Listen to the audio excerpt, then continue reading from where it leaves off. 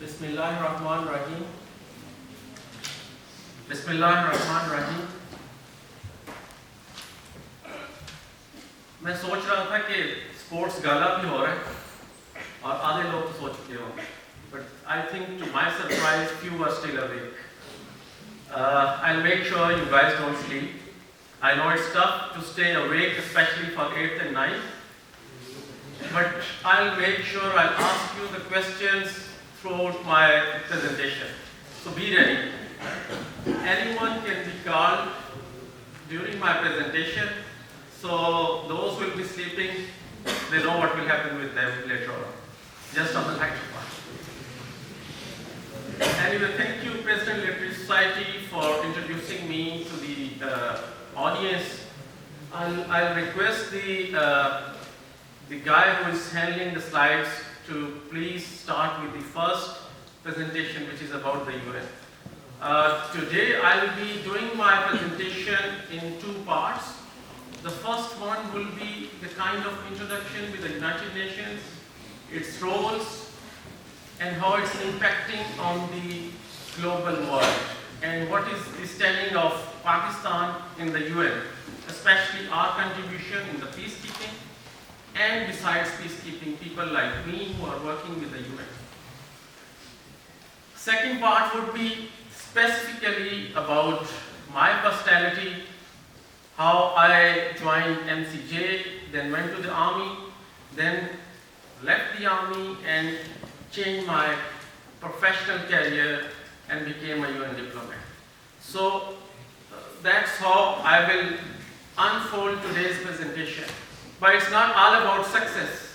There will be the failures as well on the way, which I have gone throughout my journey in life.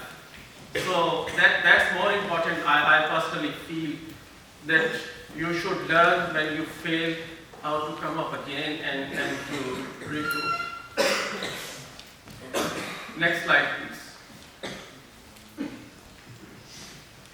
This is our boss, Antonio Guterres.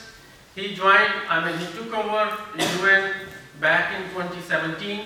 The term is for 4 years for the Secretary General.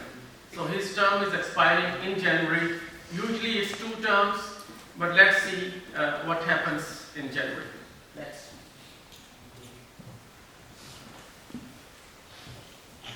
After the failure of the League of Nations, especially after the Second World War, the world powers, they thought that there should be an organization which should be able to stop further wars.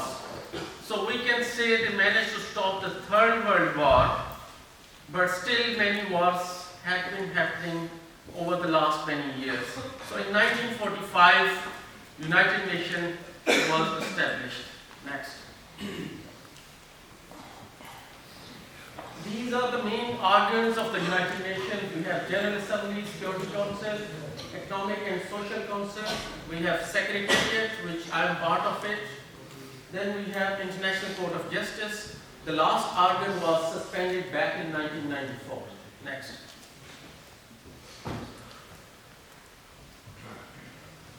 These are our special programs, funds, entities. You might have heard about the UNDP, UNESCO, UNICEF, World Food Program. So those are the specialized agencies which work in different areas. Next.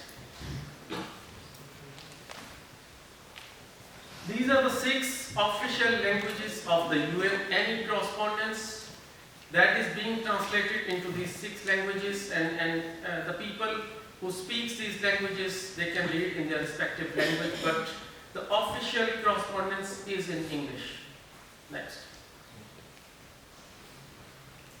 This is what we do, maintaining international peace and security, then protecting human rights, delivering humanitarian aid, promoting sustainable development, and upholding international law. Next. So how we prevent conflict? Through preventive diplomacy and mediation, then peacekeeping missions. You might have seen many Pakistani forces, they go on the peacekeeping missions. So that's the department. I think your commandant is also one of the peacekeepers who've been in the UN mission in Congo. Then we have peace building, countering terrorism and disarmament. Next. I'll not go into details because I have so many slides. You can read it later. I'll share the slides with you. Next, please.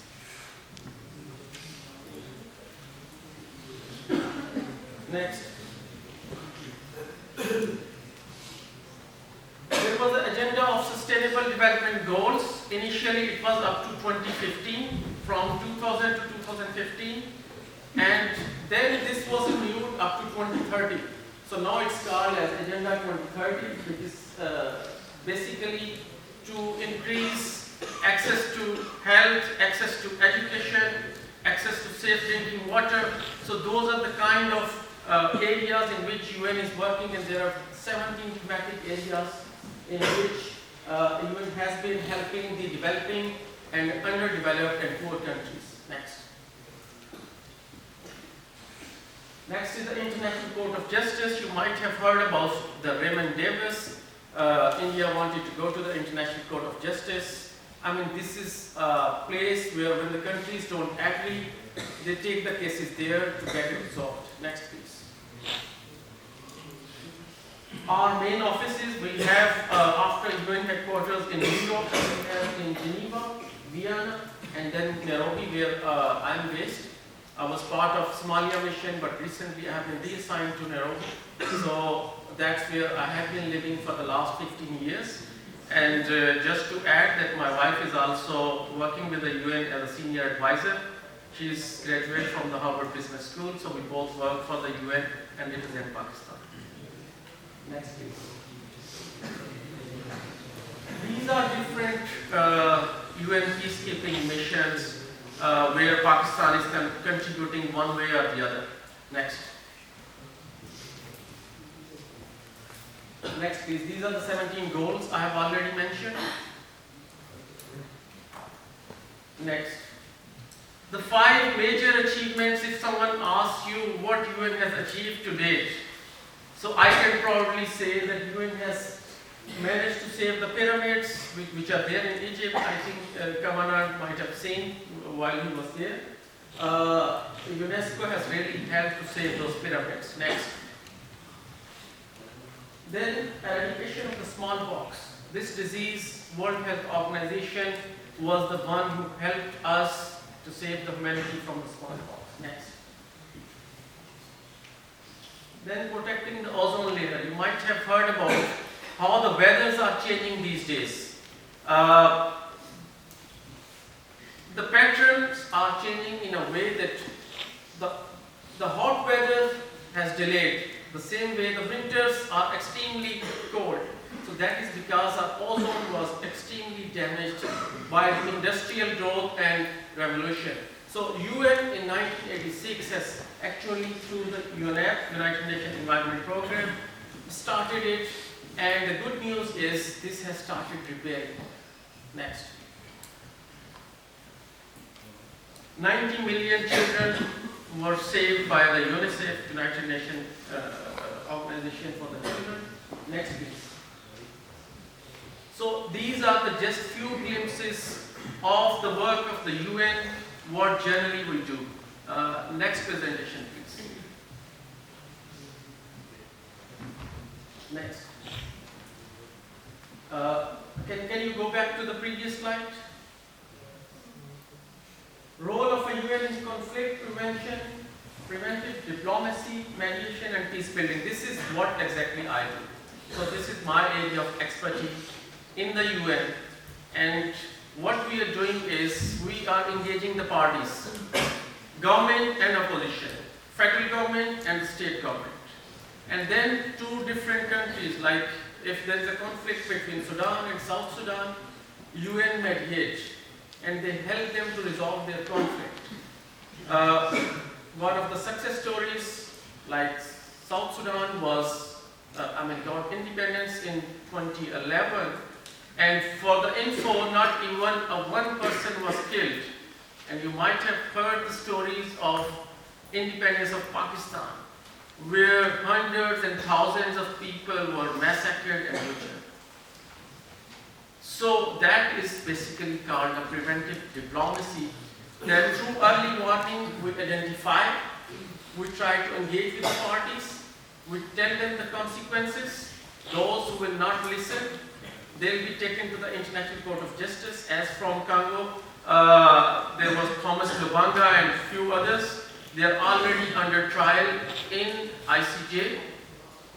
So it's carrot and stick kind of policy which we usually adopt to engage the parties and tell them to stop fighting. Next, please. These are the areas where we have political missions.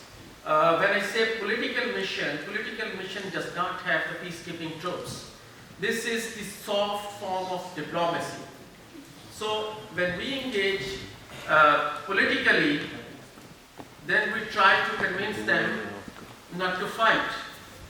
I think before going to this dry presentation, I just want to mention here that this morning I managed to have a round of the college, and to my pleasant surprise, I was really happy to see so many orange trees, because when I was here, we used to be caught by the housemaster plucking those oranges, and then we were being beaten. I still remember Professor Tariq. So thank you for planting so many fruit trees. So now these cadets can enjoy the trees without the fear of being beaten. And I'm sure within 2-3 years, most of these trees will be yielding the fruits. So then you can enjoy them. Those who are sleeping, please wake up.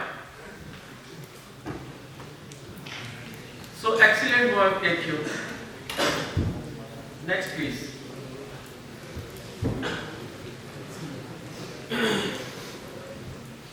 This is the global context since 2010. You might have seen there is an increase in influx.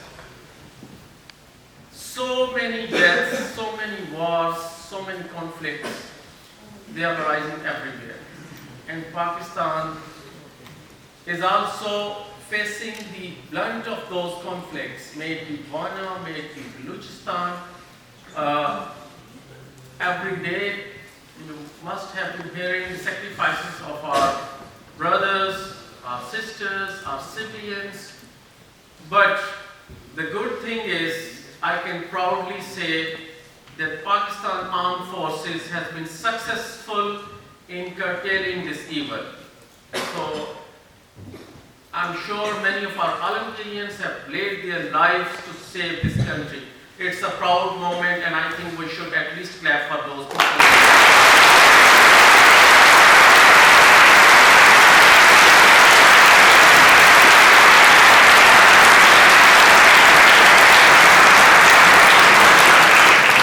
Last point on my slide is surge in diplomacy. Space for diplomacy is basically shrinking. Last night when we were on the dinner, one of our officers asked me that UN is doing conflict management, blah, blah, blah. So why not Kashmir is being resolved? So here is the answer. Why it's not being resolved? Because the multilateral cooperation has narrowed as deep divisions amongst the major powers have led to paralysis on threats to international peace and security. So the international powers have been playing their roles. So that's why, we could not resolve it yet. But still the only entity, our Prime Minister, our Foreign Minister, whoever he is, still refer to the UN to please mediate, and we need a solution as per the Security Council resolution of 1948. Next, please. These are the 54 emerging crisis situations, so I will not go into details. Next, please. This is the historic data only for 2018-2019, and you can see the rise. How many millions of people have been displaced because of war? How many people are unemployed? And how many people does not have even food to eat? So we should thank Allah Almighty that our security forces and our people they have actually saved us from this devastating kind of situation. Next, please.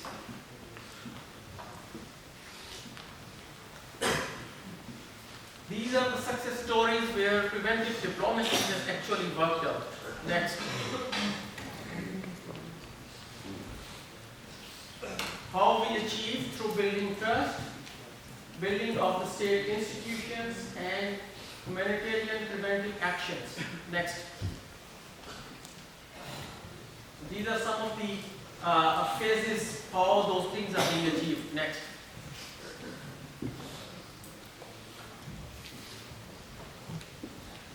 Secretary General can intervene.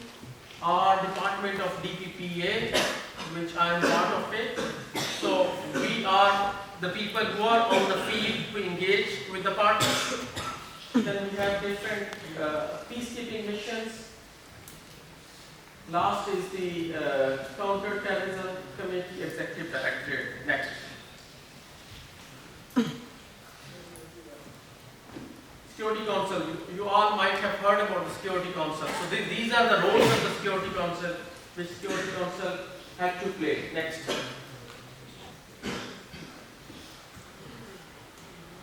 Then this is our mediation support unit. Next.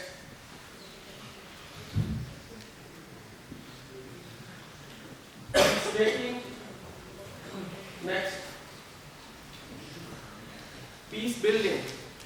So basically what is being said is that before the conflict arises, we should act. In 1994, in Rwanda there was a genocide. Hundreds and thousands of people were killed. Peacekeepers were there in their camps and they could not come out. And when they were asked, why didn't you do that? The answer was, we don't have mandate. Because UN is guided by the mandate. And I recall in 1992 when Pakistani peacekeeping forces were in Somalia, they went all out to save those Americans who were being ambushed by the Somali forces. So why I'm narrating these two stories here? One is that our brave soldiers did not ask about the mandate. It was night, it was the time, they knew exactly that they'll be butchered, but they went out for the call of duty. They not only saved Americans, they saved so many civilians. And then there is a movie called Black Hawk Down. Unfortunately, we were not given the due share what we have done in Somalia in 1992. But everyone still remembers. I have been doing as the head of office Mogadishu. Mogadishu is like a capital as we have Islamabad. Still Somalis had been coming to me and apologizing for that. What has happened in 1992? They said we never thought Pakistanis would come and we will settle our score with our adversaries. But in 1994, no peacekeeper came out because Pakistani troops were not there. Our standing in peacekeeping troops, our standing in the world, Alhamdulillah, proudly I can say, being an ex-soldier and now a UN diplomat, we are highly regarded in the world. If I can say we are one of the best armies in the world, I'll not be exaggerating anything.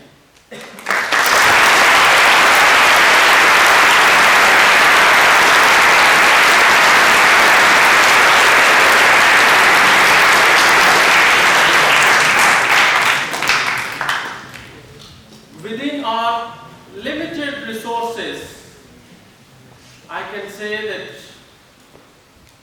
military college, Pakistan Military Academy, they are producing the finest of the officers. I was going through the college last night and then I went in the morning as well. And frankly speaking, I was really pleased to see the room I used to stay even after 28 years, still the same door is intact. That shows how carefully we are using the resources. In these 28 years, world has changed. Even outside you can find a beautiful school like City School, Beacon House, state-of-the-art kind of environment. But one thing I can guarantee you, what you are learning here, that is not possible anywhere else in Pakistan.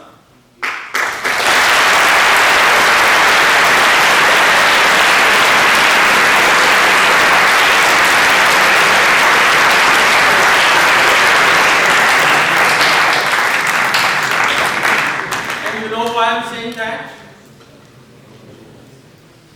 Anyone who can guess why I said that?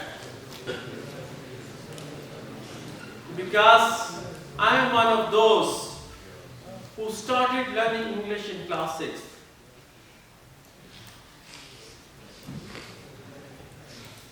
I was born in a village. I am from a very average family. My father was not in the army. Somebody told my mother that your son is brilliant, why don't you send him somewhere in any cadet college? She never heard about the name of cadet college. Anyone from Misali Public School Muzaffargarh here? Raise hands. So we have you. The most difficult place to stay. So if I say it was kind of a hell to stay in Misali school. It was so difficult. When a friend of my mother had advised her, why don't you send him there? Because his nephew got selected in military college through that school. So when I went to Misali school, in class 6, so those who were there before me, they knew English. And I was out of 100, 97, 98, that was my ranking in the school.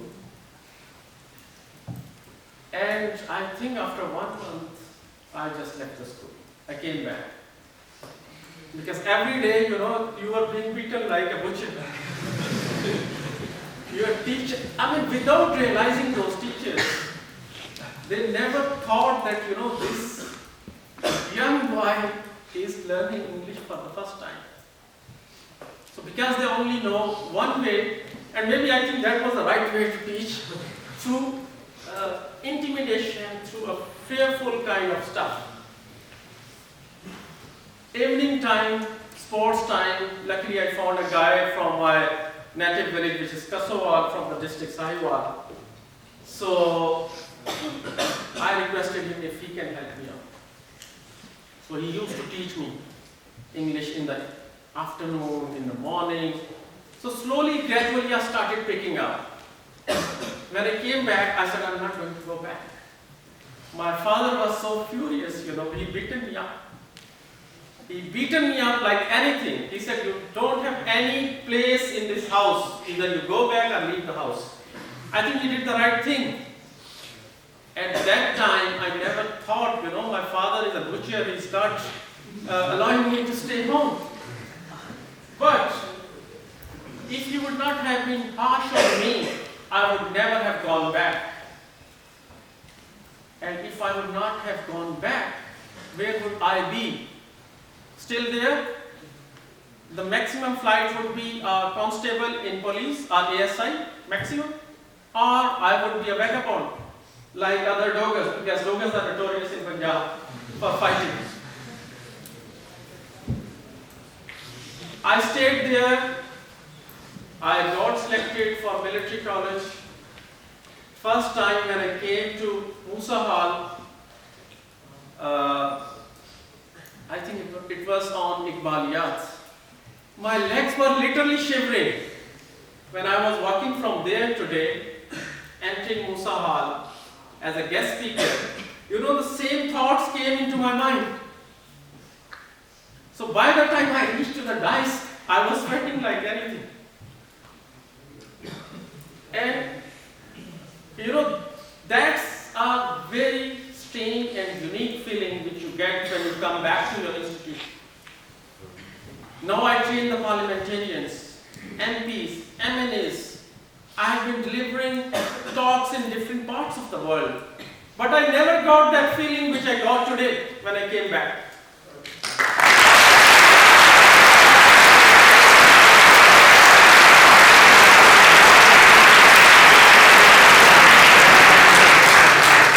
And to no surprise, my legs were still shivering when I was entering. But now I think I'm stable. I came to military college. This college polished me. This college taught me what to wear, how to conduct myself, how to speak, and how to move on. But again a downfall came when I was not selected in ISSB for the first time. That was the most miserable few months of my life. Because I went back to my village. Anyone, I'm sure that when you are selected in military college, everyone sees you as second lieutenant. Your family, the girls, everyone sees you as an officer. So your demand is really high. But you never know what will happen tomorrow until you enter the PMA. Are you passed out from the PMA? The same thing happened with me. I was very confident. I thought I'll just sail through, blah, blah, blah. But I was rejected. People would come and ask my father, when is he going? We heard that PMA has started, but he's still here. My father would feel so hard to reply them what happened to my son. He did not have the courage to tell them that he's not selected. So I could feel the pain in my late mother, Allah bless her. She had a great role in shaping my career, my future, and everything. So my mother told, why don't you go somewhere else and prepare yourself. I said, okay, fine. I came to Pindi. I joined academy for a few days. I appeared in ISSB, I got selected. I did not go back to my village until I knew that my call-up letter for PMA has come. So that was the time I went back and revealed to people, gave the news that I'm joining PMA. Again, same people who would come, taunt you, same people who would see you as a failure. Many were happy that that there's a lot of jealousy in the villages and within the families you might have seen. Everyone is not your well-wisher. Remember this. Those are the times when you need the genuine well-wishers. You need people to stand with you. You need people to pat you that this is not the end of the world. And in my case, it was my late mother. Even I have seen my father not standing with me the way he should have been. So my mother stood with me. She said, don't worry, you will be selected. And even if you are not selected, we'll manage. But I was seeing, being the eldest amongst the siblings, we are 7. So I am number 1. 6 younger brothers, sisters, and everyone had to study.